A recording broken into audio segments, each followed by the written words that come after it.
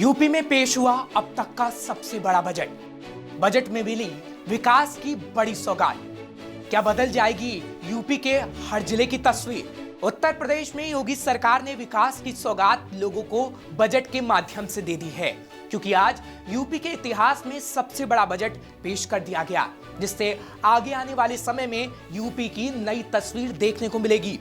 नमस्कार, मैं हूं हर्ष भारद्वाज, आप देख रहे हैं शेष भारत। उत्तर प्रदेश विधानसभा में वित्त मंत्री सुरेश कुमार खन्ना ने राज्य का बजट पेश कर दिया है। इस बजट के पेश होते ही योगी सरकार ने रिकॉर्ड बना दिया। ये बजट अब तक का राज्य का सबसे बड़ा बजट है। बजट पेश करने से पहले सीएम योगी आदित्यनाथ की अध्यक्षता में कैबिनेट की बैठक हुई। इस बैठक में बजट को मंजूरी दे दी गई। इसके बाद बजट को विधानसभा में पेश कर दिया गया। वित्त मंत्री सुरेश खन्ना ने यूपी सरकार का साल 2024-25 का बजट विधानसभा में पेश किया। योगी सरकार ने इस साल का 7,36,437 करोड़ रुपए का बजट पेश किया। इस बजट में यूपी सरकार ने कई बड़ी योजनाओं की घोषणा की है। साथ ही धार्मिक महत्व वाले शहरों को भी बड़ी सौगात दी गई है। इसमें प्रयागराज, अयोध्या, मथुरा और बनारस शामिल हैं। साथ ही बजट में युवाओं और रोजगार को लेकर भी ध्यान रखा गया है और कई ऐसी योजनाओं को चलाने की जानकारी भी दी गई है, जिसके माध्यम से युवाओं को रोजगार मिल सके, जिसकी बात खुद सीएम योगी आदित्यनाथ ने की और साथ ही बजट पेश करने के लिए वित्त मंत्री का आभार भी जताया। मुख्यमंत्री योगी आदित्यनाथ ने कहा कि ये बजट आस्था, अंत्योदय और विकास के लिए है। उन्होंने ये भी कहा कि ये बजट समग्र विकास की अवधारणा के साथ प्रभु श्री राम को समर्पित है। जो बजट है जो हमारे वित्त मंत्री जी ने प्रस्तुत किया है, वह बजट प्रभु श्री राम को समर्पित करते हुए लोक मंगल की उन भावनाओं को समर्पित किया कि यही महा आदि मध्य अवसाना प्रभु प्रतिपाद्य राम भगवाना। तुलसीदास जी के इन शब्दों में कि बजट की शुरुआत में, बजट के मध्य में और अंत में भी प्रभु श्री राम हैं। प्रदेश के समग्र और संतुलित विकास का उत्तर प्रदेश का एक आर्थिक दस्तावेज है।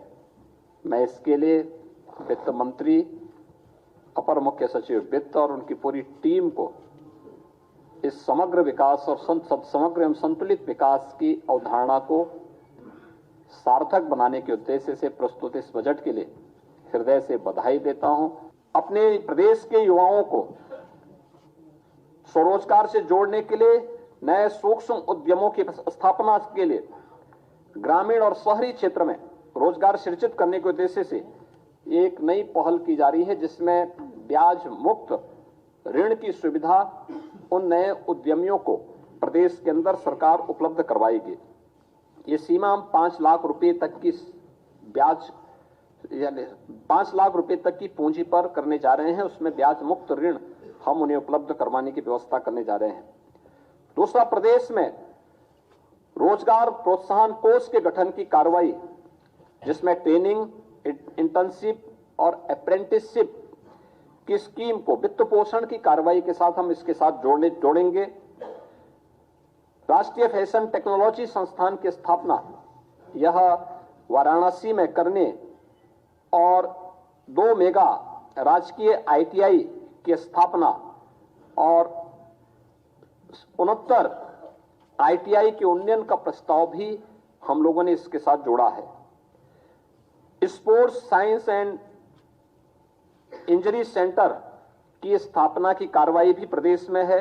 वरिष्ठ नागरिक कल्याण कोष की स्थापना और आंगनबाड़ी के उन्नयन की, जो लगभग 22,000 से अधिक आंगनबाड़ी हैं और आंगनबाड़ी केंद्र, मिनी आंगनबाड़ी केंद्र हैं, उनको मुख्य आंगनबाड़ी केंद्र के रूप में अपग्रेड करने की कार्रवाई को हमने आगे बढ़ाया है। तो सुना आपने कैसे बजट में पूरा फोकस युवाओं और रोजगार देने और समग्र विकास को आगे बढ़ाने पर किया गया है। वहीं प्रयागराज, मथुरा, बनारस को सौगात दी गई है, जिसके बारे में भी हम आपको बता देते हैं। सबसे पहले बात प्रयागराज की करेंगे, क्योंकि प्रयागराज को बड़ी सौगात दी गई। गंगा एक्सप्रेसवे परियोजना के लिए 2057 करोड़ 76 लाख रुपए की घोषणा की गई।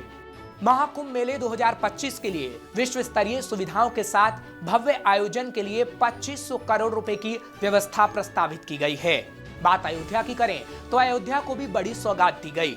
अयोध्या के महर्षि वाल्मीकि अंतर्राष्ट्रीय एयरपोर्ट के विस्तार के लिए बजट में 150 करोड़ का प्रावधान है। अयोध्या में एयरपोर्ट की स्थापना और विस्तार के लिए 150 करोड़ रुपए की व्यवस्था प्रस्तावित की गई है।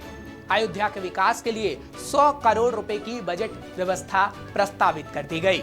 तो इसी तरह से मथुरा और वाराणसी को भी विकास की सौगात मिली और बजट में इसका भी प्रावधान किया गया, जिसके बारे में भी हम आपको बता देते हैं। वाराणसी को बड़ी सौगात दी गई, जिसमें वाराणसी में मेडिकल कॉलेज की स्थापना कराए जाने का निर्णय लिया गया। इसके लिए 400 करोड़ रुपए की व्यवस्था प्रस्तावित की गई। वाराणसी शहर को मॉडल सोलर सिटी के रूप में विकसित किया जा रहा है। वाराणसी में national institute of fashion technology स्थापना के लिए 150 करोड़ रुपए का बजट प्रस्तावित है। वहीं मथुरा को भी बड़ी सौगात दी गई है। मथुरा में 30,000 लीटर प्रतिदिन क्षमता के नवीन डेयरी प्लांट के निर्माण के लिए 23 करोड़ रुपए की व्यवस्था प्रस्तावित की गई है। तो सरकार ने बजट में समग्र विकास पर पूरा फोकस किया है। साथ ही सरकार ने फोकस युवाओं और गरीबों पर रखा है। योगी सरकार ने इस बजट में युवाओं के लिए बड़ी सौगात पेश की है, जिसकी हर जगह चर्चा हो रही है। खैर, अब आगे आने वाले समय में ये देखने को मिलेगा कि जो सरकार की तरफ से बजट में बातें कही गई, आखिर वो धरातल पर कितना देखने को मिल पाती हैं। ऐसी और खबरों के लिए आप देखते रहिए श्रेष्ठ भारत। श्रेष्ठ भारत पर खबरों से जुड़े रहने के लिए चैनल को सब्सक्राइब करें, बेल आइकन दबाएं और देखते रहें श्रेष्ठ भारत।